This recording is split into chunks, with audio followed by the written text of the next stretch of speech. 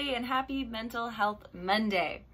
Today we're talking about a really, really fun one, and that is celebrating. And if you are very newly diagnosed, it probably feels like you will never feel like celebrating anything ever again, except for no longer having cancer. And I 100% empathize with that. But today I'm gonna make a case for incorporating as much celebration into your life as possible. And the best way that I have found to do that is to simply celebrate the small wins. I mean, by all means, celebrate the big ones. But I would argue that celebrating the small stuff, the small wins, is almost more important than the big stuff, because the big stuff is always going to be significant. It's always going to loom large in our minds and in our hearts. But it's that small stuff that can actually really have a bigger impact when we start doing it consistently and regularly, because it is something that we can do consistently and regularly. And there's always, once you start, again, I'll say again, if you're really fresh and new to this journey, it probably doesn't feel like this is going to be possible or doable. But the more you practice noticing and celebrating the small wins, the easier it becomes, and the more of them you notice, and then the more you can do it. And by small stuff, I mean, it doesn't matter how tiny. It could be, you know, you can get your hair in a ponytail for the first time since your hair started to grow back, or you have enough hair to put a little, you know, clip or something in it, or it might be that you feel like eating something other than chicken noodle soup for the first time since treatment. Or I know for me, recently it was the patios being open again and I could actually do something outside of my apartment. And that was really exciting, not cancer related, but just an example of finding those everyday small wins that you can celebrate. And I think this has a number of effects on us. It certainly has had for me. And the first is that it just gives you a little boost emotionally. It makes you feel happier and more joyful and gives you something to be excited about or to feel proud about. And during a time where there's just so much negative going on, any little positive boost emotionally that we can give ourselves is definitely an opportunity that we should take advantage of. So that's the first reason. The next is that it's a wonderful opportunity to show yourself a little love.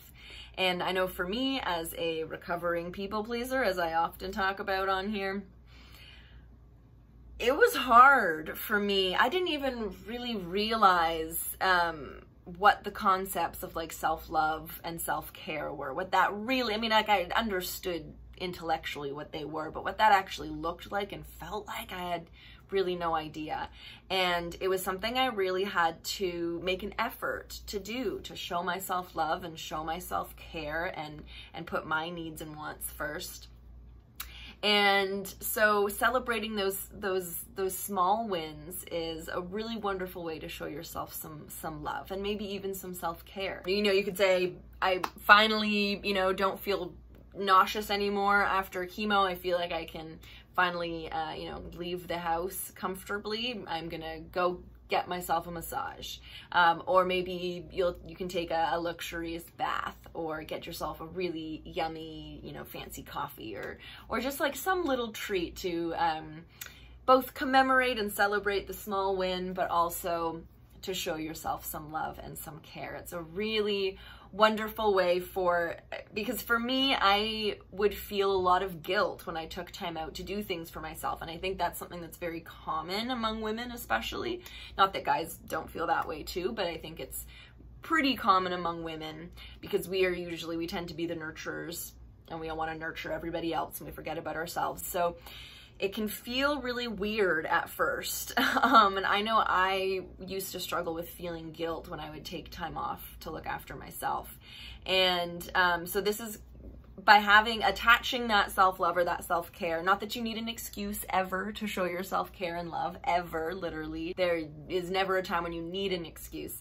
But if you do find that you feel a little guilty when you take those moments for yourself, attaching it to a celebration, to a small win, it sort of makes you feel like it's justified. Again, not that you ever need to justify self-love and self-care, but yeah, when you struggle with that guilt, it helps a little bit, because you're like, it helps to reinforce that, no, you deserve this. You know, I really deserve this.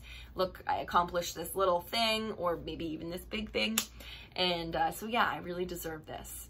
So that's the second benefit. And then finally, it's just one more way to practice focusing on the positives and generating those feelings of joy and gratitude more and more often every day in your life. And this supports us not only mentally and emotionally, because obviously the better we feel, the better it is, but when we feel good emotionally and when we're feeling solid mentally, our physical health definitely benefits too. You know, our immune system functions better, our gut functions better, our digestion is better, we sleep better. Our body just functions better when we feel good. And one of the best ways to reduce those feelings of stress and anxiety that so clearly impact us physically as well, the best way to reduce those feelings is by generating feelings of positivity and joy and gratitude instead in their place. Because, you know, those days where you are tired, your patience is thin, you're already feeling upset about something, you know, maybe you're stressed out from work, or you're stressed out from your diagnosis and from having to go to your 15th appointment of the day.